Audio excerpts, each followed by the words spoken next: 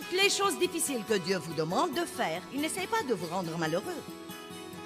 Il essaye de vous mettre dans un endroit où il peut faire dans votre vie plus que vous ne pourriez jamais même imaginer.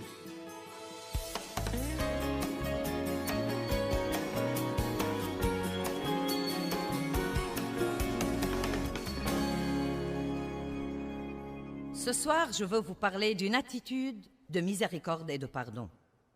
Je viens d'écrire un livre intitulé « Rendez-vous service et pardonnez ». Et pendant que j'écrivais ce livre, je me suis rappelé de nouveau dans mon cœur de l'importance de ne pas être des chrétiens fâchés. Un chrétien fâché est une contradiction, le savez-vous? J'ai cherché le mot « amour » l'autre jour dans le dictionnaire grec. J'aime étudier l'amour très fréquemment parce que ça me fait toujours avancer dans cette direction et je sais que c'est la volonté de Dieu. Donc j'ai cherché le mot « amour » de nouveau juste pour me rafraîchir la mémoire. Et une des choses qu'il dit est que l'amour est le thème central du christianisme. Or, l'amertume et le ressentiment et le non-pardon ne sont pas de l'amour. La colère n'est pas de l'amour. Donc, si l'amour est le thème central du christianisme, comment pouvons-nous être des chrétiens fâchés et croire qu'il n'y a pas de mal à ça? Et ce n'est pas parce que nous venons à l'église et que nous sourions quand nous arrivons à la porte de l'église que nous n'avons pas des problèmes de colère. Certains n'en ont pas, mais beaucoup d'entre vous étiez peut-être fâchés quand vous êtes entrés ici. Peut-être même que vous êtes venus avec quelqu'un contre qui vous êtes fâchés. Peut-être que vous vous êtes fâchés à cause de quelque chose quand vous êtes entrés dans le bâtiment. Vous n'avez pas eu la place que vous vouliez, on n'a pas chanté le cantique que vous espériez écouter. Les lumières vous ont dérangé, vous vous mettez en colère à cause des choses les plus dingues et les plus ridicules. Je veux que vous m'écoutiez parce que c'est très important ce soir. La plus grande partie du terrain que Satan gagne dans la vie d'un croyant, il la gagne par la porte ouverte du non-pardon. La plus grande partie du terrain que Satan gagne dans la vie d'un croyant, il la gagne par cette porte ouverte du non-pardon. Regardons 2 versets. 2 Corinthiens 2, 10 et 11. Et ces versets vont sûrement être mis sur les écrans pour vous. J'enseigne, comme vous le savez, probablement d'une Bible amplifiée. Si vous pardonnez quelque chose à quelqu'un, c'est l'apôtre Paul qui parle. Si vous pardonnez quelque chose à quelqu'un, je pardonne aussi. Et ce que j'ai pardonné, si j'ai pardonné quelque chose, je l'ai fait pour vous, en présence et avec l'approbation de Christ le Messie. Maintenant, dans le verset 11, il va dire pourquoi il est si prêt à pardonner et pourquoi il veut qu'il soit si prêt à pardonner, afin de ne pas laisser à Satan l'avantage sur nous, car nous n'ignorons pas ses ruses et ses intentions. C'est possible, très possible, que pour certains d'entre vous ici ce soir, qui avaient un problème dans votre vie, que d'une façon ou d'une autre l'ennemi s'est introduit. Peut-être que vous priez et que vous demandez à Dieu de supprimer ce problème, mais pourtant vous n'êtes pas prêt à pardonner à quelqu'un qui vous a blessé. Vos prières ne peuvent pas être exaucées si vous n'allez pas pardonner. Eh bien, Joyce, tu ne sais pas ce que je ressens. Je ne voudrais pas vous vexer, mais je vais quand même le dire. Je me fiche de ce que vous ressentez. Et je ne veux pas dire que ça m'est égal, comme si ça m'était égal, mais je veux dire que nous devons arrêter de nous soucier tellement de ce que nous ressentons. J'aurais aimé que nous nous sentions bien tout le temps, mais la vérité est que nous n'allons pas nous sentir bien tout le temps. Et un des versets que je vais vous lire un peu plus tard est dans Colossiens, et il dit de se revêtir de la miséricorde. De se revêtir de la miséricorde. Et savez-vous que vous pouvez exprès choisir d'être miséricordieux? Or, la miséricorde n'est pas juste. Non, mais il n'y a rien de juste dans la miséricorde. Car quand vous l'êtes, vous donnez quelque chose à quelqu'un qui ne le mérite pas. Vous décidez de tolérer quelque chose que, si vous vouliez vraiment être légaliste, vous auriez pu dire, eh bien, tu ne vas pas t'en tirer comme ça, car ce que tu as fait était vraiment mauvais. Mais la Bible nous dit de nous revêtir de la miséricorde et que par-dessus la miséricorde, nous revêtir de l'amour. Et une des choses les plus précieuses dans ma vie pendant les 10 ou 15 dernières années était d'apprendre à faire ce qu'il faut exprès. Non pas parce que j'en ai envie, mais de le faire exprès. Et en fait, d'apprendre encore plus que quand je fais ce qu'il faut et quand je n'ai pas envie de le faire, c'est à ce moment-là que je grandis spirituellement. Quand je fais ce qu'il faut parce que j'en ai envie et que c'est facile et que ce n'est pas une lutte, à ce moment-là, j'opère dans quelque chose où j'ai déjà grandi à un autre moment quand je faisais ce qu'il fallait quand c'était dur. Donc ne croyez pas que ce sera toujours facile de faire ce qu'il faut, mais rappelez-vous, quand vous faites ce qu'il faut et que c'est difficile à faire, la bonne nouvelle est que vous pouvez dire « je grandis ». Je grandis spirituellement en faisant le bon choix. Ne vous lassez pas de faire le bien. Éphésiens 4, 26. Quand vous vous mettez en colère, ne péchez pas. J'aime ça parce que on peut se mettre en colère et ne pas pécher. La colère elle-même n'est pas nécessairement un péché. C'est en fait une émotion que Dieu a mise en nous pour nous faire savoir quand nous sommes maltraités. Donc la colère n'est pas nécessairement un péché. Ce que nous faisons de cette colère devient un péché. Que le soleil ne se couche pas sur votre colère, votre exaspération, votre fureur ou votre indignation. Wow! Je me demande combien de personnes il y a ici ce soir adorant Dieu, priant pour la satisfaction de leurs besoins. Elles sont allées se coucher fâchées hier soir. Vous savez, vous pouvez être à la maison et vous bagarrer avec votre conjoint. Et vous pouvez aller vous coucher fâché, bien que le Saint-Esprit essaye de vous parler et que vous sachiez parfaitement que vous devriez vous humilier et essayer de réparer, même si ce n'est pas votre faute.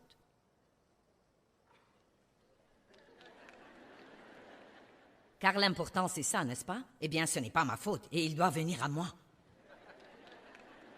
Quand Dieu nous dit de pardonner aux autres, il n'essaye pas de trouver quelque chose que nous avons du mal à faire pour qu'il puisse rester là à nous voir suer. Toutes les choses, écoutez ça, si vous n'êtes venu que pour ceci ce soir, cela vaut la peine d'être venu ici. Toutes les choses que Dieu vous demande de faire sont des choses que, si vous les faites, vous profiteront à long terme.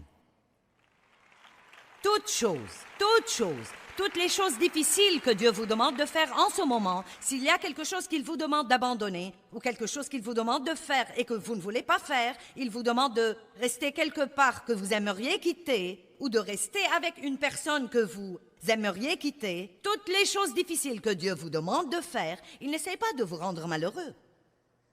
Il essaye de vous mettre dans un endroit où il peut faire dans votre vie plus que vous ne pourriez jamais même imaginer. Et vraiment, je prie que Dieu utilise ma bouche ce soir pour vous faire comprendre que vous devez surmonter tous ces sentiments de colère et ces sentiments d'amertume et ces sentiments de ne pas vouloir parler à quelqu'un qui vous a blessé. Et vous devez faire la chose la plus grande et la faire à la façon de Dieu. Car si vous pouvez supprimer tous les conflits et l'amertume et le ressentiment et la colère de votre vie, et si vous pouvez les exclure de votre vie, vous serez absolument stupéfiés de ce que Dieu sera capable de faire pour vous. Je me demande combien de personnes prient pour ce miracle, mais elles ne sont pas prêtes à abandonner cette chose. Vous seriez choqués, vraiment, d'apprendre combien de personnes assises ici ce soir, de merveilleuses personnes de Lakewood, les gens qui viennent de cette région, vous chantez les cantiques et vous avez l'autocollant. Vous portez vos bijoux chrétiens. Vous avez apporté votre Bible et peut-être votre Bible à 26 traductions. Je ne sais pas. Vous achèterez les CD et pourtant, vous êtes fâché contre quelqu'un. Vous ne croyez pas que quelqu'un devrait être fâché contre quelqu'un d'autre, mais dans votre cas, c'est justifié. Car après tout, nous ne comprenons vraiment pas ce qui vous est arrivé. Vous savez, quand Jésus a été crucifié, il a dit « Père, pardonne-leur, car ils ne savent pas ce qu'ils font. » Quand Étienne a été lapidé, il a dit « Père, pardonne-leur, car ils ne savent ce qu'ils font. » Et si vous pouvez arriver au point de comprendre ce que je veux partager avec vous, je crois que cela peut vous changer la vie. Quelque chose que Dieu a chuchoté dans mon cœur l'année passée et j'étais comme « Wow! » Il a dit « Joyce, quand quelqu'un te blesse, tu devrais te soucier davantage de ce qu'il se fait que de ce qu'il te fait. Car vous voyez, Dieu n'apprécie pas que les gens blessent ses enfants. Nous avons des mamans et des papas ici. Que faites-vous quand quelqu'un blesse un de vos enfants? Non mais je deviens comme... Oh! Vous pouvez faire n'importe quoi, mais blesser un de mes enfants. J'aurais du mal à être chrétienne ce jour-là. Amen? Et Dieu n'aime vraiment pas que les gens soient injustes et désobligeants avec ses enfants et qu'ils les jugent et les critiquent et leur fassent des choses impies. Et je crois vraiment que nous devons apprendre. C'est pourquoi la Bible dit de prier pour vos ennemis. Nous devons prier pour nos ennemis, car ce qu'ils nous ont fait ne peut rien nous faire si nous ne lui permettons pas. Ce sont eux qui ont besoin d'aide. Que le soleil ne se couche plus sur votre colère. Maintenant, vous allez dire, eh bien, je ne peux rien changer à ce que je ressens. Nous ne parlons pas de ce que vous ressentez. Nous parlons de la décision que vous prenez. Vous savez, j'ai découvert que si je me fâche contre Dave, je peux entrer dans la pièce et lui parler si j'ai envie de le faire ou non. Et quand vous êtes fâché contre quelqu'un, ce que vous voulez faire, c'est l'exclure de votre vie. Les murs s'élèvent. Je sors par la porte d'entrée et j'entre par derrière plutôt que d'être obligé de traverser la pièce où il est. Allez, est-ce que vous êtes avec moi ce soir? Mais j'ai découvert que je peux choisir d'entrer dans cette pièce et de lui dire « Le match de foot te plaît? Aimerais-tu boire quelque chose? Je t'aime, je vais aller me coucher. Rapidement. »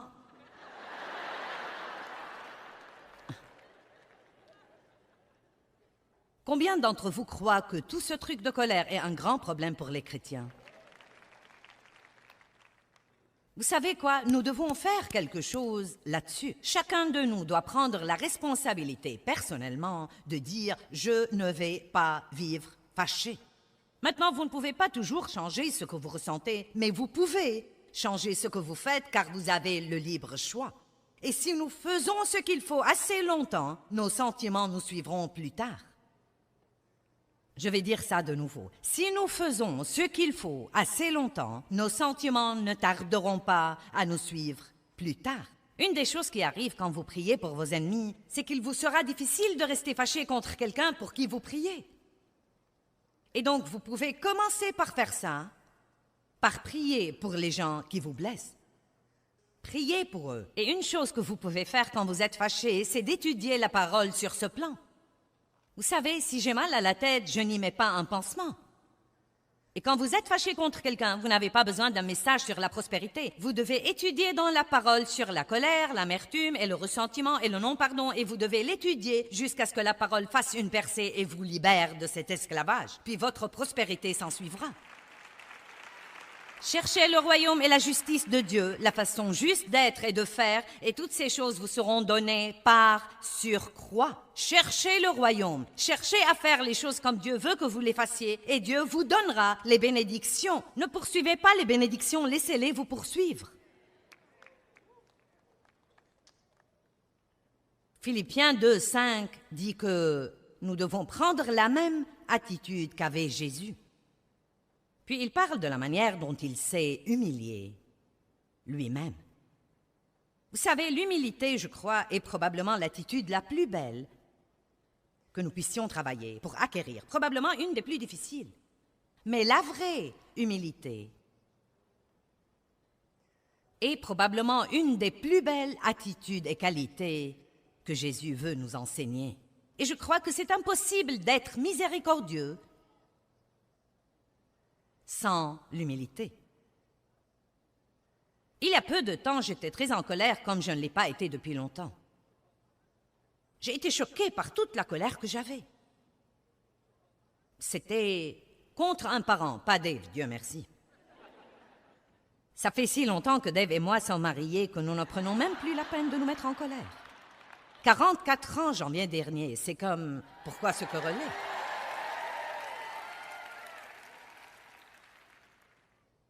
Mais je me suis mise en colère contre quelqu'un. Je ne vais pas rentrer dans les détails. J'ai raconté toute l'histoire dans le livre que je viens d'écrire, mais J'ai senti que la personne était vraiment, vraiment, vraiment ridicule et exerçait une pression excessive sur moi à un moment où je n'en avais pas besoin. Je lui ai demandé de faire une simple petite chose et elle a, vous savez, rechigné à la faire et j'étais comme, non mais j'ai vraiment explosé.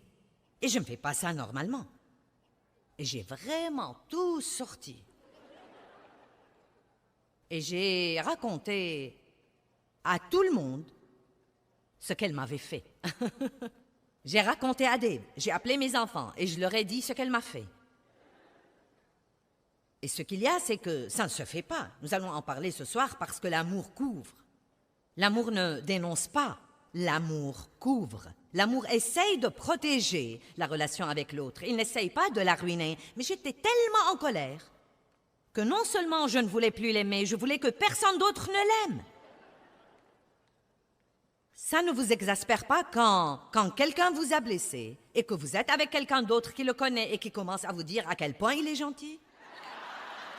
Vous avez envie de dire, eh bien, je pourrais vous en dire long sur lui. Donc, de toute façon, non mais j'étais ferme et je sentais que ma colère était justifiée. Et donc, 3 jours se sont écoulés. J'attendais qu'elle m'appelle pour s'excuser. Pas un coup de fil. Un matin, je priais. Vous savez, c'est dur de prier quand vous n'obéissez pas à Dieu. Car quand vous priez, il risque de vous dire quelque chose que vous ne voulez pas écouter. Donc, je priais un matin et je crois qu'assez de jours s'étaient écoulés et Dieu a pu finalement me convaincre un peu. Et il a commencé à me mettre sur le cœur qu'il voulait que je l'appelle pour m'excuser. J'étais vraiment... Croyez-moi, j'ai dit, oh Dieu, non, non, non, non, non, non. S'il te plaît, pas cette fois. Peux-tu demander à quelqu'un d'autre de faire ce qu'il est juste et pas moi? Cette femme est chrétienne aussi. J'ai attendu quelque temps. Et j'étais vraiment sûre qu'elle allait l'utiliser comme...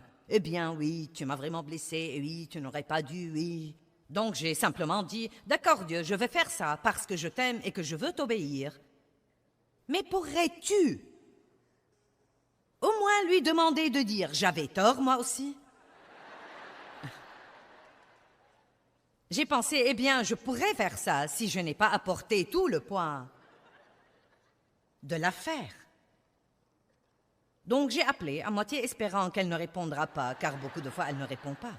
Mais voici, elle était à la maison ce jour-là pour me parler. Et vous savez, j'ai dit, vous savez, écoute, je veux juste te dire que je suis désolée d'être tellement en colère l'autre jour. Non mais tout de suite, elle a dit, tu sais quoi? Vraiment, n'y pense plus. Elle a dit, je n'ai pas bien agi non plus.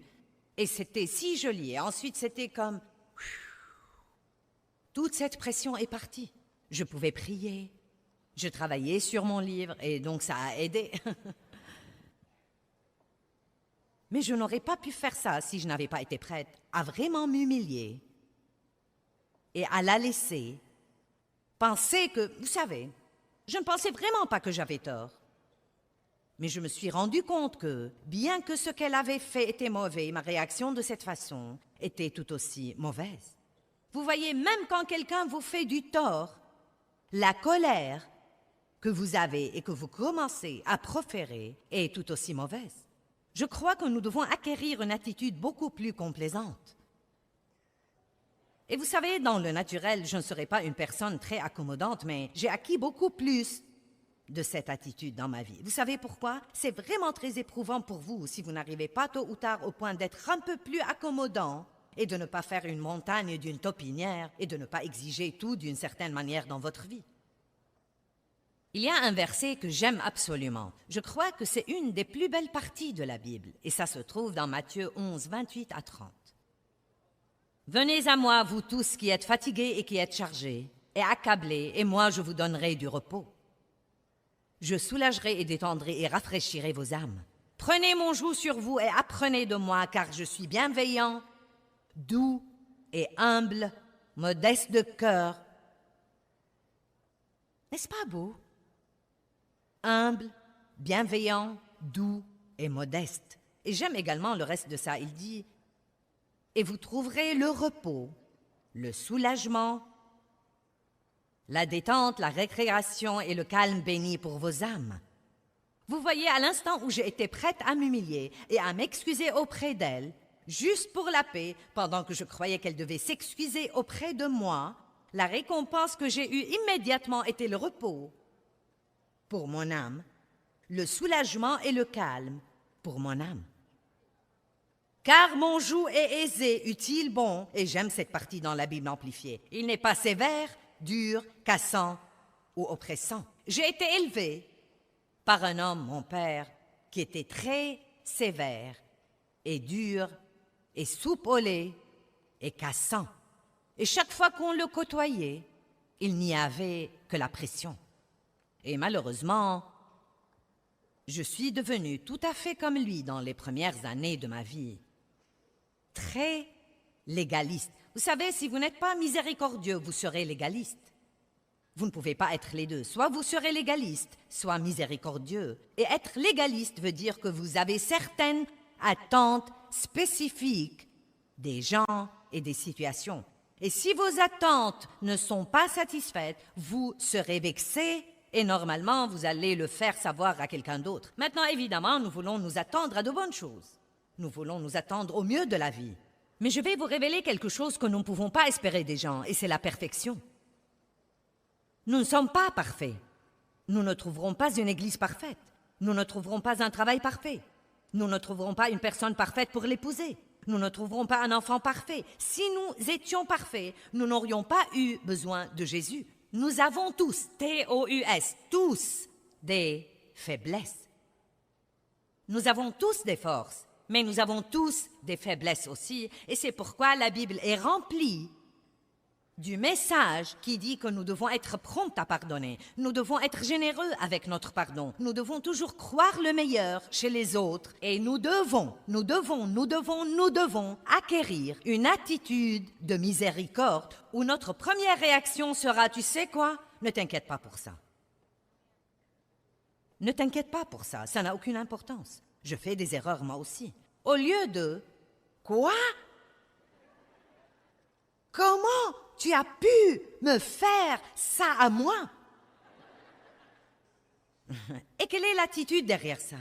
Comment tu as pu être si bête pour faire ce genre d'erreur et blesser la parfaite moi?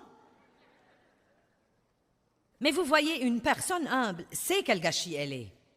Une personne humble sait que si ce n'était la grâce de Dieu, la miséricorde de Dieu, l'amour de Dieu, le pardon de Dieu, la bonté de Dieu, oh mon Dieu, dans quel état elle serait? C'est pourquoi l'histoire dans Matthieu est si importante. Quand Pierre a dit « Combien de fois pardonnerai-je à mon frère ?» J'aime ça. « Combien de fois pardonnerai-je à mon frère ?» Je crois que Pierre croyait qu'il avait une limite. Et je sais que nous pensons tous, et je le pense, vous savez, si vous faites ça encore une fois, ça va dépasser les bornes. Puis Jésus a raconté une histoire sur un homme qui ne pouvait pas payer sa dette et qui a demandé d'être pardonné et son maître lui a pardonné. Et ensuite, ce même homme, allez, si vous êtes fâché ce soir, vous êtes cet homme. J'ai dit que si vous êtes fâché ce soir, vous êtes cet homme. Parce que vous n'avez pas pu payer votre dette et vous avez demandé à Dieu de vous pardonner et il vous a pardonné, et vite. Il a été miséricordieux envers vous et sera miséricordieux envers vous et envers moi chaque fois que nous allons à lui avec nos faiblesses. Il sera toujours miséricordieux envers nous.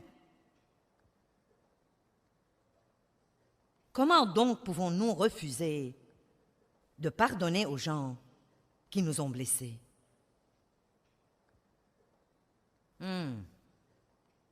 C'est calme là-dedans.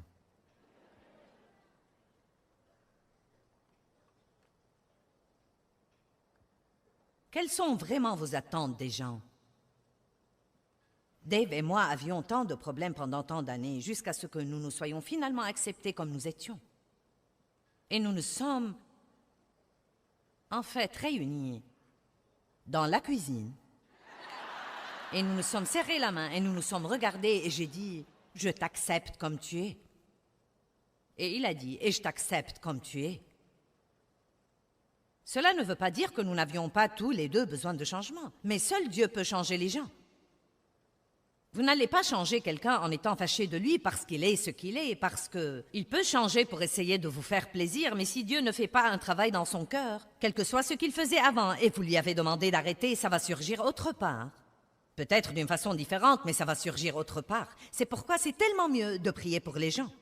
Et oui, vous pouvez parler aux gens. Vous savez, la miséricorde ne veut pas dire ne jamais affronter. Jésus a affronté. Il a affronté les gens, il a affronté les problèmes, mais il aimait toujours les gens.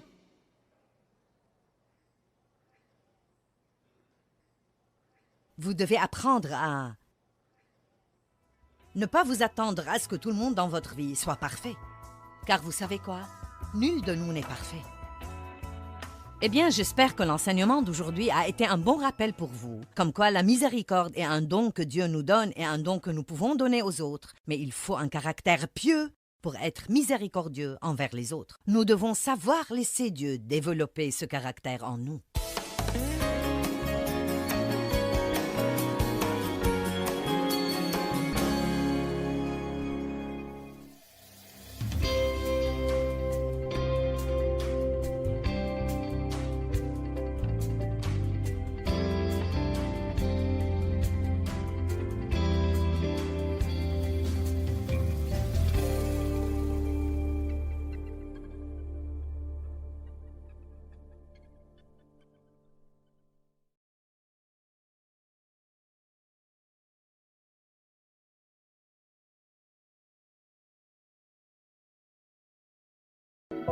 Eh bien, êtes-vous prêt à dépasser votre passé? En d'autres termes, y a-t-il des choses que vous auriez aimé ne pas avoir faites ou des choses que vous auriez aimé avoir faites et que maintenant vous n'y pouvez rien? Vous savez quoi? Il est temps de passer outre. Restez donc avec nous et apprenez à le faire.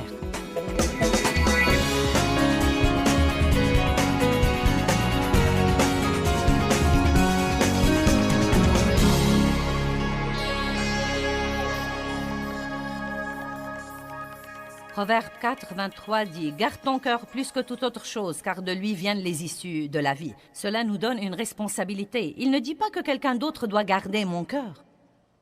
Il dit « Garde ton cœur plus que toute autre chose. Garde-le maintes et maintes fois, car de ton cœur viennent les issues de la vie. » En d'autres termes, si vous voulez avoir la vie que Jésus est mort pour vous donner, vous devez faire très attention à votre attitude et à vos pensées. Satan cherche à bâtir des forteresses dans nos pensées. C'est un domaine où il domine notre pensée, où il nous trompe par les mauvaises pensées. Nous sommes censés renverser toutes ces forteresses. Nous avons des armes, nous sommes dans une guerre. Nos armes ne sont pas des armes naturelles. Vous ne pouvez pas vaincre l'ennemi en l'étranglant. Vous ne pouvez pas vaincre le diable en le liant, en l'emprisonnant. Toutes les armes efficaces que nous avons contre le diable sont des armes que nous ne pouvons pas voir. Les choses spirituelles sont des choses réelles, mais nous ne pouvons pas les voir. Une de ces armes est la parole de Dieu. Vous ne saurez même pas si le diable vous ment si vous ne connaissez pas la parole. La louange et l'adoration est une arme contre l'ennemi. Et nous devons, j'ai dit hier que nous devons penser moins et remercier plus. En d'autres termes, nous devons être plus reconnaissants et exprimer notre reconnaissance. Mais au lieu de trop penser, nous pensons parfois d'une façon excessive. Nous pensons aux choses que nous faisons mal tous les jours et nous oublions de remercier Dieu pour la grâce qu'il nous a donnée pour bien faire peut-être 150 choses. Nous pensons aux 2 choses que nous n'aimons pas dans notre vie et aux 2 choses qui nous exaspèrent chez une personne avec qui nous sommes en relation et nous oublions de remercier Dieu pour toutes les autres choses qui sont positives et qui sont bonnes. La prière est une arme spirituelle. Le Seigneur m'a dit la semaine dernière une chose très intéressante pendant que je priais. Il y a un verset dans l'Évangile de Jean où Jésus demande 3 fois à Pierre, « Pierre, m'aimes-tu? Pierre, m'aimes-tu? Pierre, m'aimes-tu? » Et évidemment, il essayait de lui dire quelque chose. Eh bien, si tu m'aimes, il va y avoir des sacrifices que tu seras obligé de faire et tout ne va pas toujours marcher à ton idée. Es-tu donc sûr que tu m'aimes vraiment? Eh bien, je priais et le Seigneur m'a dit, « Joyce, crois-tu vraiment à la puissance de la prière? » « Oui, Seigneur. » Puis il a répété, « Crois-tu vraiment à la puissance de la prière? » Eh bien, oui. Joyce, crois-tu vraiment à la puissance de la prière? Au moment où je l'ai entendu me le dire 3 fois, j'ai su que le Seigneur essayait de me dire que la prière est probablement beaucoup plus puissante que nous ne le croyons et que nous ne le comprenons. La prière devrait toujours être notre première ligne de défense. Et si nous croyons vraiment à la puissance de la prière, comme nous aimons penser que nous croyons, nous n'essayerons pas tout ce que nous pouvons essayer avant de dire « Je crois qu'il n'y a plus rien que je puisse faire à part la prière ». Donc là, encore, quand un problème se pose dans notre vie, nous devons penser moins et prier plus, car ce que nous faisons, c'est que nous essayons de le résoudre en raisonnant. Nous entrons dans notre pensée et nous essayons de trouver ce que nous pouvons faire pour résoudre ce problème. Et la vérité est que si l'Éternel ne bâtit la maison, ceux qui la bâtissent travaillent en vain. Et donc, quel que soit ce que nous essayons de faire, si nous ne mettons pas Dieu au courant de notre situation par la prière, car la prière ouvre la porte à Dieu pour intervenir et travailler, le diable fera à son idée dans nos vies. L'obéissance est une guerre spirituelle. Soumettez-vous à Dieu, résistez au diable et il fuira. Et là encore, nous pensons trop parfois à ce que Dieu nous dit de faire et nous pouvons nous en dissuader. Nous devons obéir et non pas voter sur ce que Dieu dit. Marcher dans l'amour est une guerre spirituelle. Romains 12, 21 dit que nous surmontons le mal par le bien. Quand le diable vous attaque, une des choses les plus puissantes que vous puissiez faire, c'est d'être gentil avec les autres. J'ai dit, quand le diable vient et vous attaque, une des choses les plus puissantes que vous puissiez faire, c'est de faire du bien envers les autres. Laissez-moi répéter. Quand le diable vous attaque, une des choses les plus puissantes que vous puissiez faire, c'est de faire du bien exprès envers les autres. Vous n'en aurez peut-être pas envie, mais vous pouvez le faire exprès. Aussi, passer du temps avec Dieu est une guerre spirituelle. Si vous marchez en présence de Dieu et que vous avez vraiment cette présence de Dieu sur vous, tout autour de vous et avec vous à tout moment, le diable ne saura pas quoi faire de vous. J'ai clôturé l'enseignement de la nuit dernière en disant qu'une pensée trompée engendre une vie trompée. Et mon message aujourd'hui est intitulé « Pensez à vos pensées ». Certains gens s'en fichent de leurs pensées. Vous devez penser à vos pensées. Si vous vous sentez déprimé, pensez à quoi vous avez pensé et dans un peu de temps, vous comprendrez pourquoi vous êtes démoralisé de cette façon. Si vous êtes troublé, pensez à ce que vous avez pensé parce que vous pouvez soit vous troubler, soit vous rendre heureux. Vous pouvez soit avoir une bonne journée, soit avoir une mauvaise journée à cause de vos pensées. Ne me regardez pas comme si vous ne saviez pas de quoi je parle. J'ai dit, vous pouvez soit être en bonne humeur, soit être de mauvaise humeur à cause de vos pensées. Vous pouvez soit vous rendre malheureux à cause de vos pensées, soit vous vous remontez le moral à cause de vos pensées. Le diable veut que nous croyions que nous sommes dans un piège et que nous n'y pouvons rien, mais je vous apporte la bonne nouvelle comme quoi il y a quelque chose que vous pouvez faire. Il y a quelque chose que vous pouvez faire au sujet de votre niveau de joie et au sujet de votre niveau de paix. Quelque chose que vous ne pouvez pas faire au sujet du diable et que vous pouvez faire pour avoir une meilleure vie. Et tout cela commence dans votre pensée. La pensée est le champ de bataille. Et si vous n'apprenez pas à penser comme il faut, le diable contrôlera votre vie.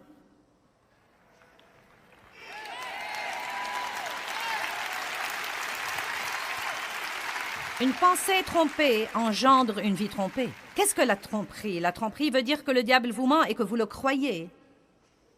Ou que l'ennemi qui travaille par une autre personne vous ment et que vous le croyez. Amen? Vous ne devez pas être trompé. En fait, la Bible nous dit, dans Matthieu 24, 4, « Prenez garde que personne ne vous trompe et ne vous égare. » C'est à nous de veiller à ne pas être trompés. Là encore, si vous ne connaissez pas la parole, vous ne saurez pas que vous êtes trompés. Mon père a abusé de moi sexuellement dans mon enfance pendant de nombreuses années, et donc, le diable a bâti beaucoup de forteresses dans ma pensée. Eh bien, tu auras toujours une vie inférieure, car tu es maintenant une marchandise sale et usagée. Puis j'ai découvert là-dedans que mon avenir n'est censé rien avoir avec mon passé. N'est-ce pas une bonne nouvelle? J'ai découvert qu'il n'est jamais trop tard pour un nouveau commencement. Jamais trop vieux pour prendre un nouveau départ. Qu'on n'a jamais trop de problèmes pour arriver à avoir une bonne vie. Mais avant de savoir ce qu'il y avait là-dedans, je ne savais pas que je croyais un mensonge. Vous devez connaître la parole de Dieu. Dans Genèse chapitre 3, 1 à 6, nous voyons qu'Ève a été trompée par les mensonges de Satan. Quand le diable veut un accès à votre vie, il commence à dire à votre pensée des choses qui ne sont pas vraies. De petites suggestions. Parfois, elles n'ont même peut-être pas l'aspect d'un mensonge, elles sont juste une petite déformation de la vérité. Et c'est toujours en fait un mensonge. Mais nous ne nous rendons pas compte parfois que ces choses-là sont des mensonges. Vous voyez, que lui a-t-il dit? Eh bien, Dieu vous a-t-il réellement dit? Le ton même de la voix, mais un point d'interrogation. Pourquoi Dieu a dit que vous ne pouviez pas avoir ça? Qu'essaye Dieu de vous refuser? Qu'y a-t-il là-dedans qui serait très amusant et dont Dieu essaye de vous priver? Peut-être que si vous faites ça, il y aura quelque chose que vous pouvez avoir ou que vous pouvez savoir et que vous ne savez pas. Savez-vous qu'a fait Ève? Elle a pensé aux paroles du diable. Et je crois qu'au début, Ève savait dans son cœur que c'était mauvais, car la première chose qu'elle a dite était « Oh non !» Dieu a dit que nous ne pouvions pas faire ça. Et il a joué avec sa pensée. Et elle a ensuite commencé à bien penser à ce qu'il disait. Et cela avait l'air raisonnable. Puis-je vous dire quelque chose? La foi est déraisonnable parfois. Ce que Dieu nous demande ou nous mène à faire est très déraisonnable parfois. Parfois, ce que Dieu nous demande de faire n'est pas toujours ou il n'est même pas normalement logique. C'est pourquoi nous devons penser avec la pensée de l'esprit et non pas penser avec la pensée de la chair. Et là encore, parfois, vous pensez à l'excès alors que vous devez demander à votre cœur. Arrêtez de vivre par le raisonnement et demandez à votre cœur si vous voulez avoir des réponses justes sur ce que vous devez faire. Peut-être que Dieu veut que vous quittiez un travail et allez en trouver un autre, car ce travail est très exigeant et qu'il vous vole votre famille, et vous vole votre santé, et vous vole votre vie spirituelle. Et peut-être que Dieu vous dit de le quitter et d'aller chercher et en trouver un autre, mais votre pensée entre en action. Et ça alors? Et si? Et ça alors? Et si? Et ça alors? Et si? Et donc que faisons-nous? Nous passons notre vie à nous occuper de nous-mêmes et nous sommes gênés au-dedans de nous parce que nous n'obéissons pas au Saint-Esprit de Dieu.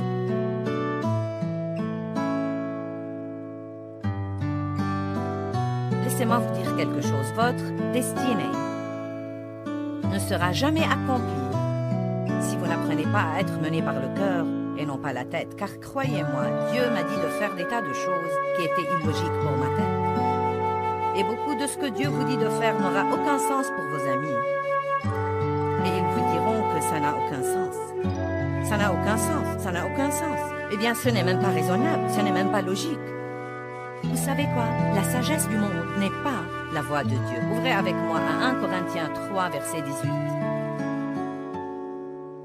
Et je ne suggère pas que nous devons tous sortir et voir à quel point nous pouvons être stupides, mais je vous dis que vous devez suivre votre cœur et non pas votre tête.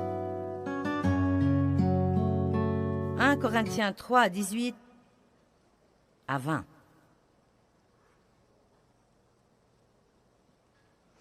Verset 18. Que nul ne s'abuse lui-même. J'aime vraiment ça. Que nul ne s'abuse lui-même.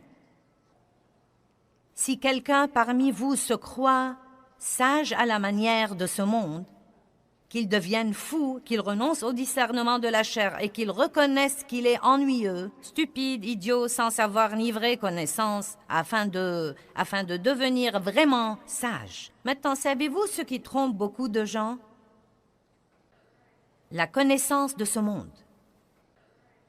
Et je ne dis pas de ne pas s'instruire, mais soyez aussi assez sage pour savoir que tout ce que vous lisez dans un livre n'est pas vrai et que tout ce qu'un enseignant vous dit n'est pas vrai.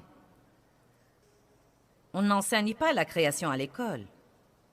On n'enseigne pas la foi à l'école. On n'enseigne pas la croyance en Dieu à l'école. Nous avons deux sources de sagesse. La sagesse du monde et le livre le plus sage qui ait jamais été écrit. Et je sais qu'il est vrai. Vous savez comment je sais qu'il est vrai? Parce que ceci marche et cela ne marche pas. Tout ce que vous devez faire, c'est de regarder tous les gens qui suivent la sagesse du monde en ce moment, et vous voyez ce qui arrive réellement dans notre société. Tout se détruit. Mais la Bible dit que ceux qui croient la parole de Dieu et qui marchent dans la justice brilleront dans l'obscurité comme les lumières brillantes et comme des étoiles et des phares. Amen. Nos vies devraient toujours refléter la vérité de la parole de Dieu. Et tout ce que vous devez faire, c'est de marcher dans la parole de Dieu. Et dans peu de temps, les gens commenceront à voir une immense différence entre vous et tous les autres, que vous n'aurez même pas besoin de leur casser les oreilles avec votre Bible pour accepter le Christ. Ils viendront à vous et voudront savoir ce que vous avez et qu'ils n'ont pas.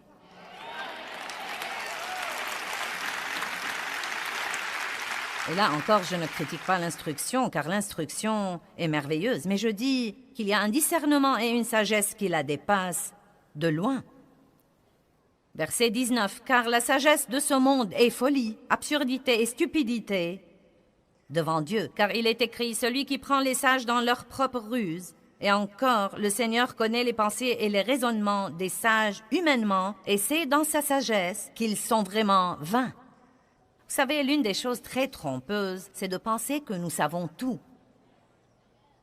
De penser que nous savons tout. Par exemple, aujourd'hui, quand vous avez appris que j'allais enseigner sur le champ de bataille de la pensée, vous avez dit « Oh, j'ai déjà lu ce livre-là. » Mais vous savez quoi? Tout ceci est signe que vous pensez déjà que vous savez tout et qu'il ne vous reste rien à apprendre là-dessus. Nous devons nous rendre compte, j'ai besoin de ça. J'ai besoin de ça. J'ai besoin de ça. Parle-moi, Joyce. Parle-moi, Seigneur. Parle-moi. J'ai besoin de ça et de cette aide-là. Vous savez, nous devons toujours être ouverts à ce que Dieu veut nous enseigner. Amen. Je vous prie d'ouvrir avec moi à Romains 12.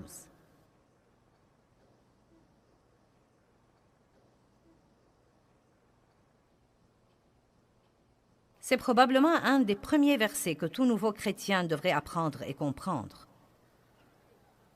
Romains 12, 2. Ne vous conformez pas à ce monde,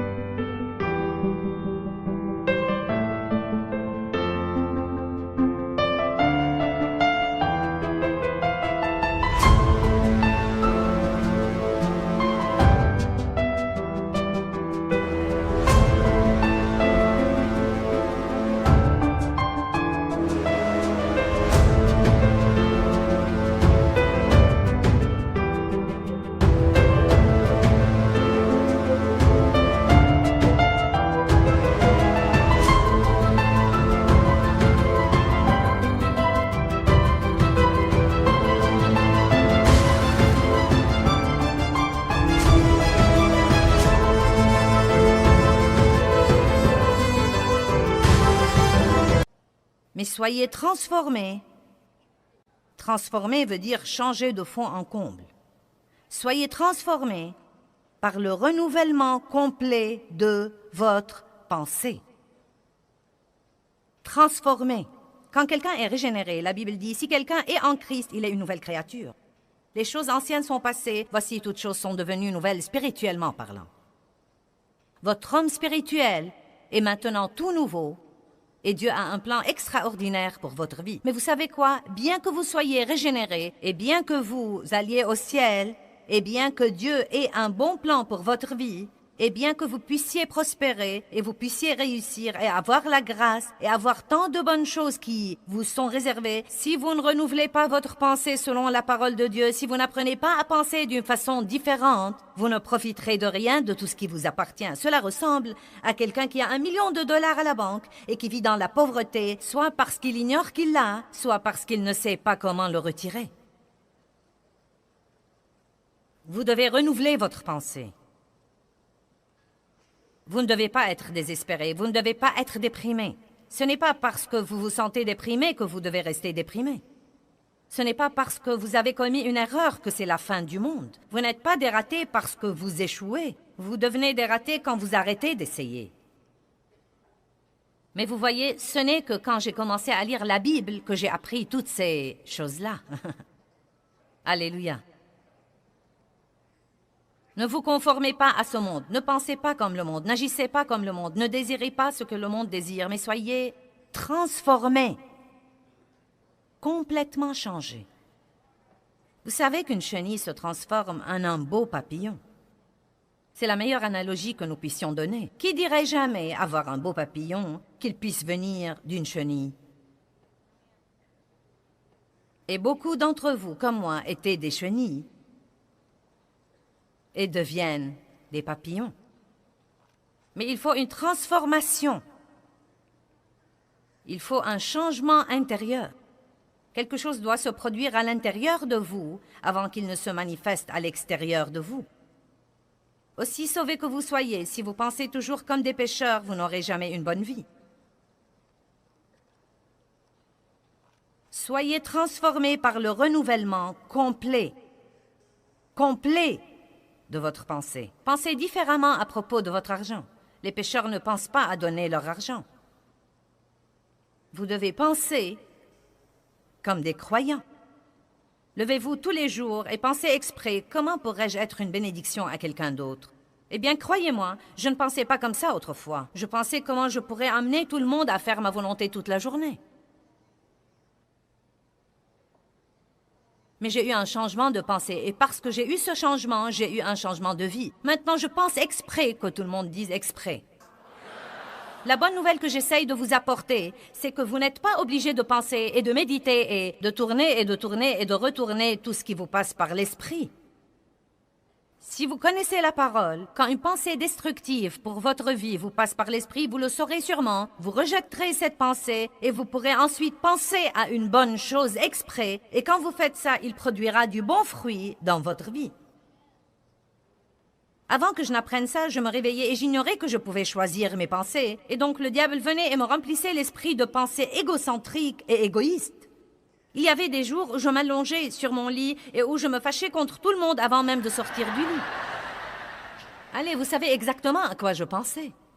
Je pensais à tout ce que Dave a fait hier et que je n'ai pas aimé, et à tout ce qu'il allait faire aujourd'hui et que je ne vais pas aimer.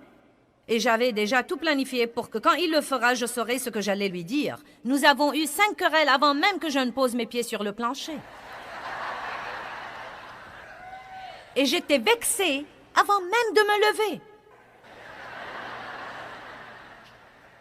Vous pouvez vous vexer émotionnellement. Vous pouvez vous attirer des douleurs physiques à cause de vos propres pensées. Alléluia. Oh, quel changement de vie que de se réveiller le matin maintenant. Et la première chose que je dis, merci Seigneur pour ce jour. Merci Dieu pour m'avoir permis de jouir de ce jour que tu m'as donné. Merci pour ma famille et mes enfants. Merci pour m'avoir permis d'être dans le ministère. Montre-moi les moyens dont je peux être une bénédiction aux autres aujourd'hui. Quel changement! Quelle transformation! Ne vous conformez pas à ce monde, mais soyez transformés par le renouvellement complet de votre pensée. Vous savez quoi? Je suis heureuse maintenant. Je suis heureuse. Et je me rappelle quand j'ai été victime d'abus sexuels et quand j'ai eu un mauvais mariage qui était destructif aussi. Je disais au Seigneur quand je priais la nuit, « Dieu, je voudrais vraiment être une femme heureuse un jour. » Car j'ai été si malheureuse. J'ai été si malheureuse toute ma vie. J'ai vécu dans la crainte et le souci et le tourment et la condamnation et la culpabilité. Je ne pouvais pas jouir de quoi que ce soit et je priais en disant « Dieu, je veux vraiment être heureuse un jour. » Et j'ai le plaisir de vous annoncer que je suis heureuse aujourd'hui.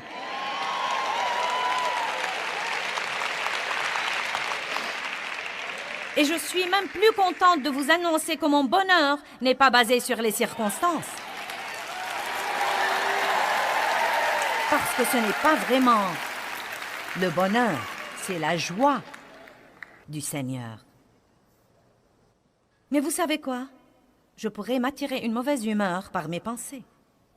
Non, mais je pourrais littéralement aller m'asseoir là, et si je décidais de penser à de mauvaises choses pour 30 ou 40 minutes, non, mais je pourrais honnêtement piquer une crise à cause de mes pensées. Je pourrais avoir une mauvaise attitude à cause de mes pensées et me fâcher contre tout le monde et vouloir les gronder. Je ne supporte plus ces trucs-là. Tout le monde ne fait que m'exploiter et tout le travail ici, c'est moi qui le fais.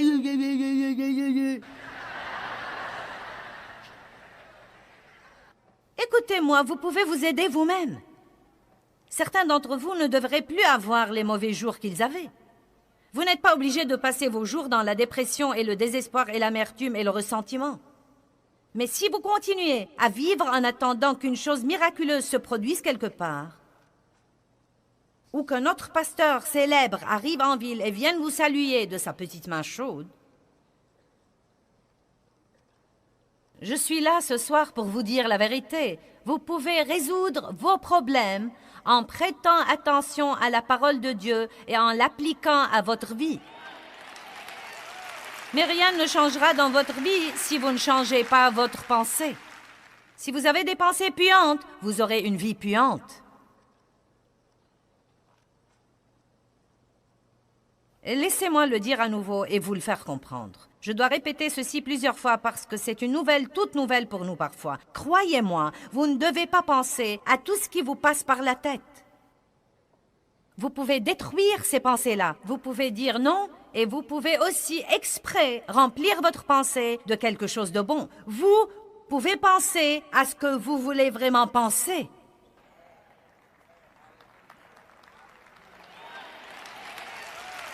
J'ai entendu une demoiselle là-haut dire « Vous savez quoi, j'aime ça, car c'était exactement ma réaction la première fois qu'on a commencé à me dire ça, car je ne le savais pas. » Est-ce que vous pouvez imaginer la condition de la vie des gens dans le monde aujourd'hui qui ne savent pas ça? Et savez-vous combien ça me...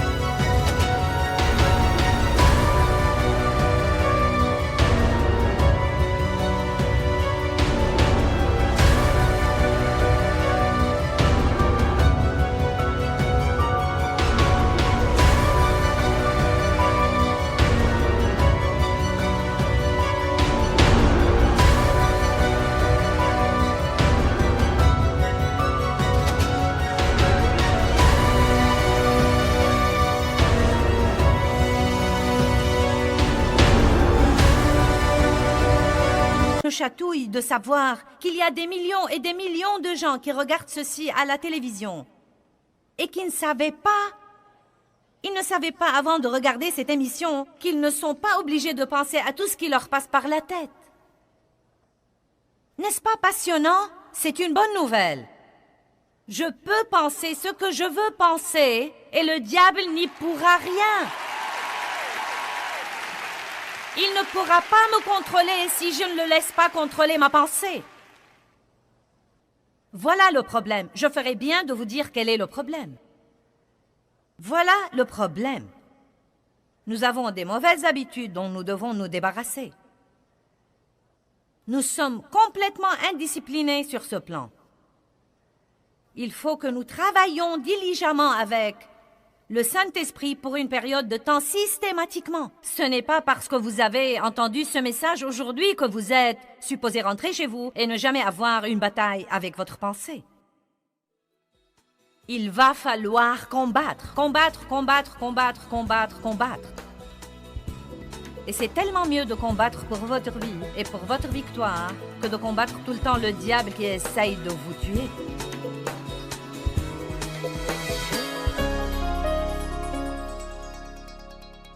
J'avais pendant une grande partie de ma vie ce que j'ai appris à appeler une pensée puante. Et à cause de cela, je disais très souvent « Eh bien, ma vie pue ».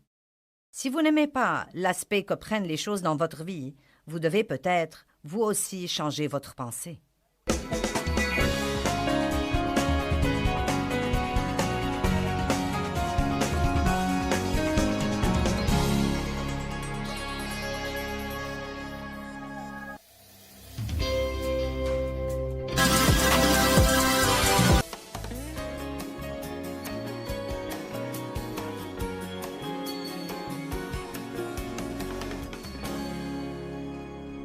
Vous savez, c'est une chose d'avoir quelque chose par la foi, c'est une autre de l'avoir grâce à votre expérience. C'est une chose de l'avoir légalement, comme je l'appelle, il y a beaucoup de bénédictions qui sont légalement à vous, parce que Christ est mort, son sang a été versé, il a scellé une nouvelle alliance dans son sang, et en tant que croyants nés de nouveau, nous sommes cohéritiers avec lui et nous avons un héritage. Il est légalement à nous, c'est à nous, mais c'est sa possession qui devient parfois problématique pour les gens. Les Israélites sont sortis des chaînes de l'Égypte. Ils étaient esclaves en Égypte. C'est l'équivalent d'être esclaves du péché.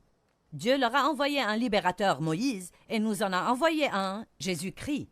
Et nous sommes sortis de l'esclavage du péché. Ils ont été délivrés de l'esclavage de Pharaon, et ils se sont dirigés vers un lieu appelé la terre promise. Nous sortons de l'esclavage du péché et nous entendons parler des promesses de Dieu et nous commençons à apprendre comment nous les approprier dans notre vie. Bien, les Israélites devaient passer par un lieu que la Bible appelle le désert. C'était un voyage de 11 jours à vol d'oiseau, tout droit à travers ce désert. Cependant, ça leur a pris 40 longues, malheureuses et pénibles années avant que certains d'entre eux finalement y entrent. La plupart d'eux n'y entrèrent pas d'ailleurs. De plusieurs millions qui sont sortis, à peu près 1,5 million avec les enfants, très peu entrèrent dans la terre promise. Josué, Caleb, et certains des enfants qui n'avaient pas encore atteint l'âge de raison, quand Dieu finalement en a eu assez et a dit « Vous n'allez pas entrer dans la terre promise ». Maintenant, nous regardons leur histoire et nous secouons la tête en pensant que c'est bête, bête, bête, bête, bête. Si c'est un voyage de 11 jours, comment ça a pu vous prendre 40 ans pour vous y rendre? Mais il faut que nous nous réveillions ce soir et réalisions que beaucoup d'entre nous ont tourné autour des mêmes montagnes encore et encore depuis trop longtemps. Et ma parole pour vous ce soir est il est temps de passer et d'avancer rapidement vers la terre promise. Or, ils pensaient que le problème, c'était leurs ennemis.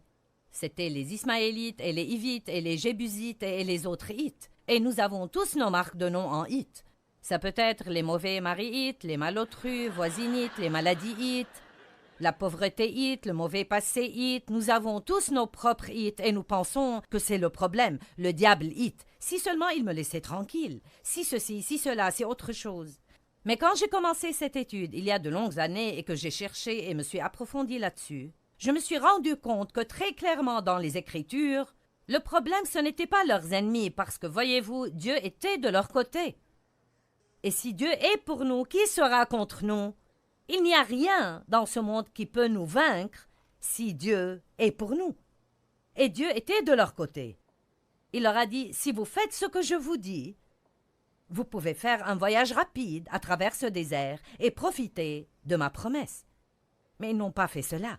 Ce n'étaient pas leurs ennemis. Ce n'étaient pas les Jébusites, les Pérézites, les Hivites qui étaient leurs ennemis. Ce n'étaient pas les géants dans le pays. C'était leur mauvais état d'esprit et leur mauvaise attitude. Ils ne savaient pas comment penser de la façon dont Dieu voulait qu'ils pensent. Vous pouvez absolument penser à votre sortie des chaînes et penser à votre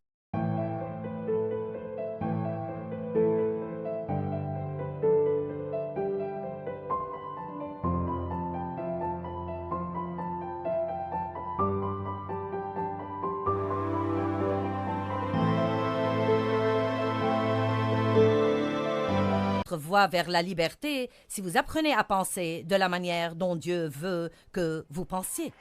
Il est impossible d'avoir la victoire et de penser au lien. Il est impossible d'être heureux et de penser à la tristesse et la dépression. Il est impossible d'être libre du péché quand vous pensez que vous êtes lié par le péché. Il y a un grand exemple de cela en Romains chapitre 6. Romains 6, 2, Paul a dit « Comment pouvez-vous vivre dans le péché quand vous êtes mort au péché ?» La Bible nous dit que quand le Christ est mort, nous sommes morts en lui, qu'il a pris le péché sur la croix et que nous sommes morts au péché et vivants pour la justice. Que veut dire ceci? Il y a une part de vous, la part de vous née de nouveau, qui ne veut rien avoir à faire avec le péché. Elle est morte au péché. C'est pourquoi maintenant, quand vous péchez, ça vous gêne. Avant d'être né de nouveau, ça ne vous gênait pas, vous vous en moquiez. Vous aimiez ça, vous l'appréciez. Mais une fois que vous êtes né de nouveau, vous avez une nouvelle batterie de problèmes parce que vous ne pouvez plus pécher confortablement. Ça vous rend malheureux. Donc il y a une part de vous qui ne veut pas pécher. Cependant, vous continuez d'avoir avec vous la chair, des pensées non renouvelées, des émotions hors de contrôle et une volonté butée qui a besoin d'être travaillée par Dieu et le Saint-Esprit. C'est ça en fait votre désert. Notre âme qui n'est pas encore renouvelée par la parole est notre désert.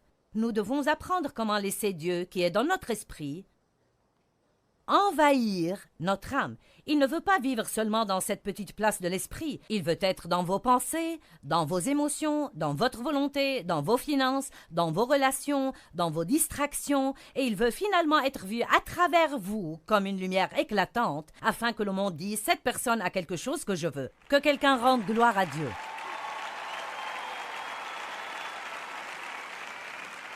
Donc, Romains 6.2 dit « Nous sommes morts au péché ». Puis ensuite, Romains 6.11 dit « De même, vous aussi, considérez que vous êtes morts au péché et vivants pour la justice ». Le verbe « considérer » ici indique un processus de vos pensées. Donc, vous pourriez dire qu'en Romains 6.2, il est dit « Vous êtes morts au péché ». Puis qu'en Romains 6.11, il est dit « Maintenant, pensez que vous êtes morts au péché. Croyez que vous êtes morts au péché. » Donc nous disons « Je suis mort au péché » et chantons des chants disant que nous sommes libres en Christ et pas que nous avons peur du péché. Nous disons que nous sommes dépendants, je ne peux pas surmonter ça, c'est difficile, je ne peux pas me débarrasser de ceci et nous restons prisonniers dans cette zone déserte. Nous devons commencer à penser comme Dieu pense et dire ce que Dieu dit et ça va nous faire prendre le chemin le plus court à travers le désert et commencer à vivre dans les promesses de Dieu. Vous pouvez contrôler vos pensées avec l'aide de Dieu, beaucoup d'aide du Saint-Esprit, en vous appuyant beaucoup sur le Saint-Esprit. Vous pouvez contrôler vos pensées, mais pas tant que vous n'apprenez pas à faire un inventaire de vos pensées. Je peux l'appeler penser à ce à quoi vous êtes en train de penser. Où va la tête? L'homme suit. Si vous n'aimez pas votre vie, rentrez chez vous, ayez une réunion avec vous-même et pensez à ce à quoi vous avez pensé. Au lieu de blâmer d'autres pour tout le reste, ayez une réunion avec vous-même et demandez-vous juste s'il n'est pas temps de vous débarrasser de vos pensées puantes. Amen. Fixez vos pensées et gardez-les fixées sur de bonnes choses. Vous savez, une des deux écritures les plus populaires qu'on utilise quand on enseigne sur les pensées sont 2 Corinthiens 10, 4 et 5. Les armes que nous utilisons ne sont pas charnelles. Ce sont les armes puissantes de Dieu pour détruire des forteresses, abattre les imaginations et les raisonnements.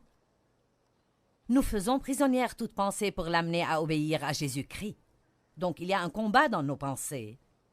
Fausses idées, raisonnements et théories qui ne s'accordent pas avec la parole, et la Bible nous donne la responsabilité de les détecter et de les abattre. Maintenant, ce n'est pas notre responsabilité par nous-mêmes, parce que quand vous vous appuyez sur le Saint-Esprit, vous devez dire « Dieu, je te demande de me rendre compte quand je pense de mauvaises pensées. » Juste prier. « Dieu, fais-moi me rendre compte chaque fois que je pense de mauvaises pensées. Ne me laisse pas penser à des choses stupides. Fais-moi me rendre compte quand je pense de mauvaises pensées. » Et donc, quand vous commencez à prier comme ça, vous allez commencer à réaliser « Je ne dois pas penser comme cela. Je ne devrais pas penser à cela. Ce n'est pas en accord avec la parole. » Et ces forteresses dans vos pensées sont abattues quand vous êtes un étudiant assidu de la parole de Dieu, qui est pour une part ce que vous êtes en train de faire ce soir. Je vous applaudis parce que vous avez pris un vendredi soir une partie de la soirée. Le travail de la semaine est fini et vous auriez pu faire toutes sortes de choses. Vous auriez pu sortir et dépenser votre paye pour quelque chose qui ne vous aurait fait aucun bien, ou vous auriez pu aller dans toutes sortes d'endroits, ou vous auriez pu rester à la maison parce que vous êtes fatigué d'avoir travaillé toute la semaine. Mais vous êtes ici, vous êtes venus par milliers, tout ce chemin jusqu'en haut de l'immeuble pour étudier la parole de Dieu et pour le louer. Je vous applaudis. Mais je dois aussi vous dire, je ne veux pas être décourageante, que ça ne suffit pas pour vous faire marcher dans la victoire. Vous devez vous lever et étudier davantage. Ensuite, priez un peu. Ensuite, louez un peu. Allez à l'église le jour suivant. Allez au service du milieu de semaine la semaine suivante. Regardez mon programme TV les 5 jours de la semaine d'après. Téléchargez quelque chose sur votre tablette ou sur votre portable. Étudiez la parole continuellement. La parole. Et bientôt vous allez penser d'une façon complètement différente. Romains 12, 2. Ne vous conformez pas à ce monde-ci, mais soyez transformés, complètement changés par le renouvellement de votre intelligence, pour discerner quelle est la volonté de Dieu, ce qui est bien, qui lui est agréable et parfait. Merci, je vous aime aussi. Jérémie chapitre 4, verset 14 dit « Jusqu'à quand resteras-tu habillé par de mauvaises pensées ?» J'aime ça. Jérémie 4, 14 « Jusqu'à quand resteras-tu habité par de mauvaises pensées ?» Donc, la première chose que j'ai détectée, que je sentais que c'était un problème pour les Israélites, et qui contribuait au fait qu'ils mettaient tant de temps à avoir la victoire, et aussi la raison pour laquelle beaucoup d'entre eux n'ont jamais eu la victoire du tout. Et vous savez, il y a beaucoup de gens qui croient en Jésus et qui iront au ciel, mais ne profiteront jamais de la victoire ici, sur la terre. Le savez-vous? Vous pouvez aller au ciel sans victoire. Vous êtes sauvés par le sang du Christ. Mais pour profiter du voyage, la victoire est nécessaire et je pense que pour être un témoin correct pour les autres, il faut la voir fonctionner dans votre vie. Amen. Donc, la première chose que j'ai vue, c'était qu'ils n'avaient pas une vision positive du futur. Ils parlaient toujours du passé. Ils pensaient que leur passé dictait leur futur. Et je suis ici pour vous dire que peu importe ce qui vous est arrivé dans le passé, peu importe ce qui se passe dans votre vie maintenant, cela n'a pas le pouvoir de vous empêcher d'avoir un futur extraordinairement génial si vous apprenez à regarder dans l'esprit. La Bible dit, en Isaïe 11, que Jésus ne regardait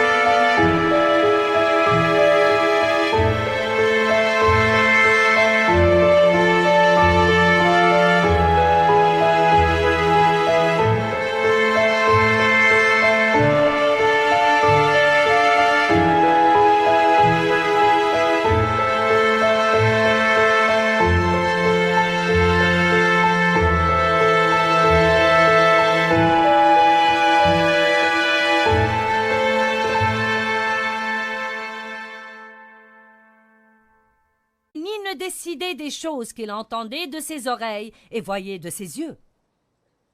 Il voyait avec ses yeux spirituels et écoutait avec ses oreilles spirituelles, et nous avons tous des oreilles sur notre tête et des yeux sur notre visage, mais nous avons aussi des oreilles et des yeux spirituels. Avec nos yeux naturels, nous voyons ce qui se passe et ce qui arrive dans notre vie. Mais avec nos yeux spirituels, nous voyons ce que nous ne pouvons voir avec ces yeux-ci. Nous regardons avec une attitude de foi et nous disons « Dieu dit que je peux avoir un bon futur et je crois que je peux avoir un bon futur. » J'étais récemment dans un Starbucks dans une ville dans l'Utah. Une femme m'a reconnue et a commencé à me parler. Elle a dit « J'ai écrit à votre ministère et vous ai parlé de mes problèmes. » Et ainsi de suite. Elle a commencé à me raconter ses problèmes. Elle a dit « Oui, je vais vous dire. » Elle a dit « Dans ma vie, j'ai été jetée sous le bus. » Je ne lui ai pas dit ceci parce que je ne voulais pas la blesser, mais quand je suis partie, j'ai pensé « Madame, j'ai aussi été jetée sous le bus, mais maintenant je le conduis. » Amen. Bien, elle s'est juste arrêtée à « j'ai été jetée sous le bus ». Et je peux vous dire, elle va être assise quelque part à raconter la même triste histoire à quelqu'un dans 1 an, dans 5 ans, dans 10 ans. Seulement son histoire va être de plus en plus amère et va paraître encore pire parce qu'elle n'avait pas d'espoir de changement dans sa vie. Et j'ai essayé de lui dire, eh bien, Dieu peut changer les choses, vous devez avoir confiance et croire en Dieu. Et tout ce que je recevais comme réponse à chaque fois, c'était un mur ou une quelconque excuse. Son cas était un cas spécial, ce n'était pas comme tous les autres cas, personne n'avait jamais souffert comme elle avait été jetée sous le bus et elle était allongée sous les 4 roues et elle n'avait aucune intention de sortir de sous ce bus. Bon, j'ai décidé de conduire ce bus stupide. Et vous pouvez faire la même chose. Mais écoutez-moi bien, ce n'est pas quelque chose que quelqu'un peut décider à votre place. Chaque personne doit décider cela elle-même. J'aimerais que nous regardions un exemple dans Genèse au chapitre 13. Nous voyons ici un homme, Abraham, qui a tout perdu, et cependant il finit avec plus que ce qu'il avait perdu. Dans l'économie de Dieu, vous pouvez perdre jusqu'à la moindre chose que vous avez. Et si vous voyez avec les yeux de la foi, vous finissez avec davantage que ce que vous avez laissé. Job avait tout perdu, avait des problèmes terribles, et à la fin, Dieu lui a donné 2 fois plus que ce qu'il avait perdu. Abraham avait béni son neveu Lot en lui partageant ce qu'il avait, et ensuite, ils sont devenus si prospères tous les deux, ils avaient tellement de troupeaux et tellement d'employés qu'ils ne s'entendaient plus, les employés. Et donc, Abraham alla voir Lot, prit l'initiative, voulant être un artisan de paix, et il a dit « Je te prie qu'il n'y ait pas de conflit entre nous. Décide quelle part du pays tu veux, et je prendrai ce que tu ne me prends pas. » Voici, je pense que c'est une attitude plutôt extraordinairement humble ici. Car j'aurais dit, je vais prendre ce que je veux en premier et tu prendras le reste, parce que tu n'aurais rien eu si je ne te l'avais donné. Mais Abraham était évidemment un homme de Dieu, ce qui est probablement la raison pour laquelle Dieu a pu faire alliance avec lui et l'utiliser comme il l'a fait. Donc, effectivement, si vous lisez le chapitre 13, Lot choisit la meilleure part de la vallée du Jourdain, et Abraham a dû prendre ce qui restait. Donc il n'était pas en très bonne forme. Mais au verset 14, il est dit, « Le Seigneur dit à Abraham, après que Lot se fut séparé de lui, lève donc les yeux et du lieu où tu es, regarde au nord, au sud, à l'est et à l'ouest. Oui, tout le pays que tu vois, je te le donne ainsi qu'à ta descendance pour toujours. » Et au verset 17, il est dit, « Lève-toi, parcours le pays, en long et en large, car je te le donne. » Donc, il dit 2 choses ici. Les 2 sont importantes. La première, il a dit, « Regarde au nord, au sud, à l'est et à l'ouest, et tout ce que tu peux voir, je te le donne. » Bon, de toute évidence, il lui disait de regarder avec ses yeux naturels. Mais je crois que Dieu veut vous dire ce soir, « Regarde vers le futur. Que vois-tu par la foi pour ta vie? Est-ce que tu peux te voir sans dette? Est-ce que tu peux te voir propriétaire de ta maison? Est-ce que tu peux te voir avec une nouvelle voiture? Est-ce que tu peux te voir dans un meilleur travail? Est-ce que tu peux te voir être une bénédiction pour beaucoup, beaucoup, beaucoup de gens? Est-ce que tu peux te voir vivre et jouir de ton rêve, quel que puisse être ce rêve? Tant que c'est aussi le rêve de Dieu, tu peux vivre ce rêve. Peux-tu le voir? Si tu ne peux pas le voir, tu ne l'auras jamais. Ensuite, il lui a dit, « Et tout ce que tu vois, je te le donne. Maintenant, va et marche dessus. Va, prends-le. » Ça veut dire entreprendre une action. J'avais un rêve. Un rêve donné par Dieu de prêcher l'Évangile. C'était quelque chose que Dieu a fait naître dans mon cœur lorsque j'ai entendu un enseignement sur cassette en 1976. J'étais si étonnée que quelqu'un puisse prendre un passage de l'Évangile de Marc et prêcher dessus pendant presque 1 heure et garder votre attention. Et le désir brûlant de prêcher l'Évangile tout autour du monde est venu dans mon cœur, ce qui était très stupide si on considère où j'en étais à l'époque, donc c'était Dieu. Disons juste que j'étais la candidate la moins à même de le faire. Donc, Dieu mettra des choses dans votre cœur qui n'ont pas de sens pour votre intelligence. Vous ne pouvez pas vivre avec une intelligence non renouvelée. Vous devez vivre avec l'intelligence de l'esprit. Dieu va vous montrer des choses qui sont des potentialités pour vous, mais quand vous lisez la parole, vous devez la prendre pour vous, pas juste pour ce groupe spécial de personnes vraiment spéciales, mais chaque promesse dans la parole de Dieu est pour vous. Elles sont toutes pour vous. Dieu veut vous bénir. Dieu veut vous promouvoir. Dieu veut vous élever. Dieu veut vous utiliser. Dieu veut vous guérir. Amen. Mais vous devez le voir. Et vous ne pouvez pas attendre de le voir avec ses yeux avant de le croire. Vous devez le voir d'abord avec vos yeux spirituels. Ensuite, vous le verrez finalement avec ses yeux-ci. Je vis dans le Missouri qui est appelé l'État du montre-moi. Eh bien, dans l'économie de Dieu, vous devez d'abord le croire, le voir avec vos yeux de foi, et ensuite vous le verrez finalement dans le naturel. Néanmoins, même si je proclamais par la foi ce que je croyais que Dieu m'avait dit et donné, je proclamais ces promesses comme m'appartenant, je devais quand même aller et prendre possession de ce pays. Maintenant, l'expression « prendre possession » est intéressante car, si vous l'étudiez, elle signifie déposséder les occupants actuels et ensuite prendre le pays. Donc, il y avait des ennemis dans la terre promise et ils ne voulaient pas s'occuper des ennemis. Donc, les Israélites n'y entraient pas. Ils continuaient juste d'errer encore et encore en attendant que Dieu fasse quelque chose avec les ennemis avant d'entrer et de prendre ce que Dieu leur avait dit de prendre. Bon, voilà un point intéressant. En fait, en 2 ans, ils étaient arrivés à la frontière de la terre promise. Step 1, wake up early, gonna rise with the sun. Step 2, get some good, some food in you. Step 3, think real hard about what you wanna be.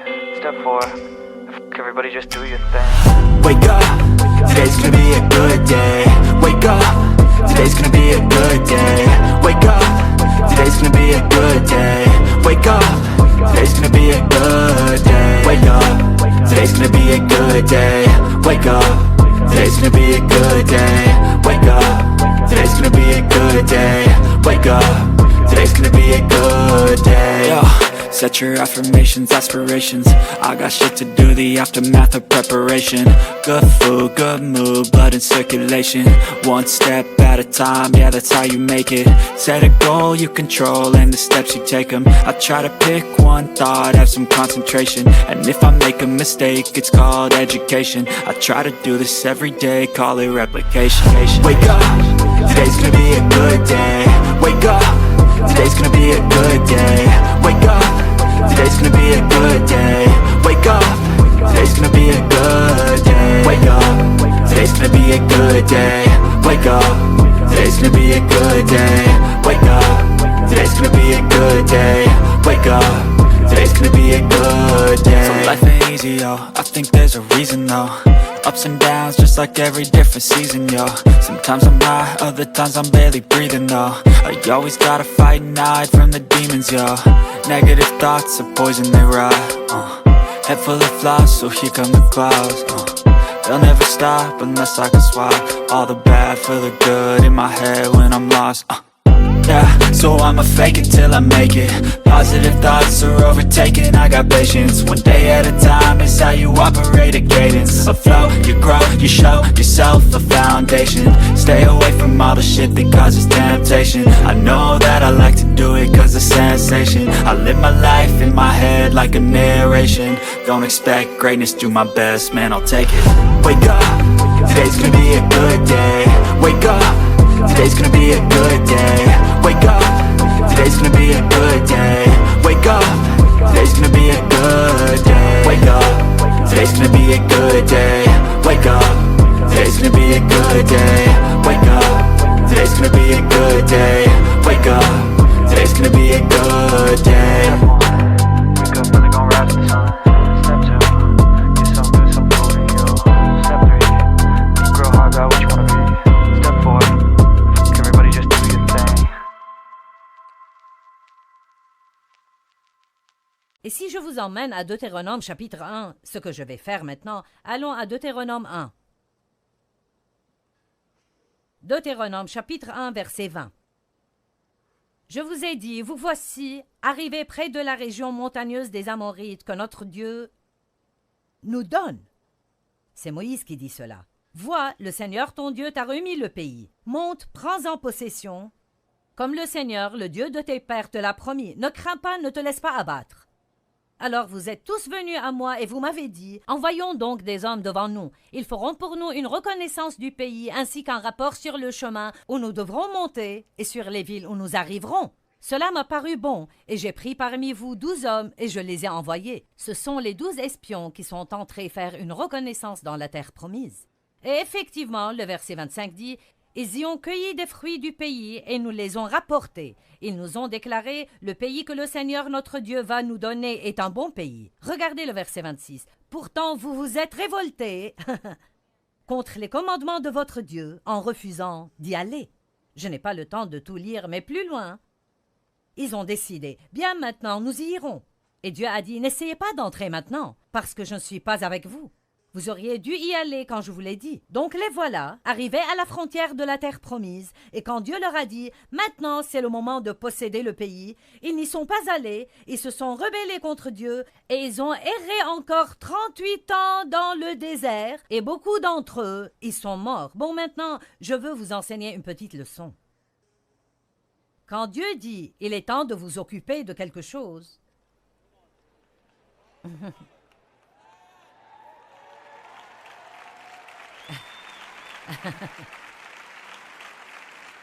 quand Dieu vous dit de vous occuper de quelque chose, il y a une onction pour le faire à ce moment-là. Et vous ne pouvez pas le mettre de côté jusqu'à un moment plus pratique ou un moment apparemment plus facile ou un moment où vous vous sentez prêt, parce qu'alors vous pouvez décider « J'en ai marre de supporter ça, je pense que je vais m'en occuper maintenant » et puis vous rendre compte que Dieu ne vous a pas oint à ce moment-là. Nous devons apprendre que quand Dieu touche des choses dans nos vies, il faut le prendre sérieusement. Si Dieu s'occupe d'une mauvaise attitude chez vous, il faut agir. S'il s'occupe de vous concernant le manque de pardon chez vous, agissez en conséquent. Ne donnez pas l'excuse que c'est difficile de pardonner aux gens. Je vais vous dire ce qui est difficile. Haïr les gens, c'est bien plus dur que de pardonner aux gens. Le pardon est facile comparé à la haine et l'amertume et au ressentiment et au fait d'être plein de poison tout le temps.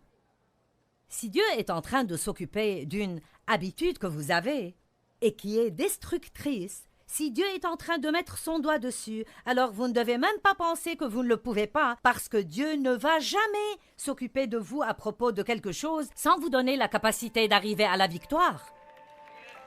Mais vous devez le croire. J'aimerais vous partager quelque chose qui est arrivé par courrier. Quelqu'un a écrit du Wisconsin et a dit « À l'époque où j'étais en classe de 3e, j'essayais d'échapper aux difficultés de la vie. Les enfants se moquaient de moi parce que j'étais petit. Ma grand-mère m'avait donné ma première boisson alcoolisée à 9 ans et donc je suis devenue alcoolique et ai fini en prison pour 7 mois. Des années plus tard, j'ai entendu Joyce prêcher et j'ai depuis écouté son programme. J'ai appris combien la vie chrétienne est extraordinaire quand vous vivez dans les fruits de l'esprit et étudiez la parole de Dieu comme une manière de vivre. Et je souligne cela. Étudiez la parole de Dieu comme une manière de vivre. Vous savez, renouveler votre intelligence, c'est oublier votre passé et utiliser vos yeux spirituels et commencer à marcher dans la parole de Dieu.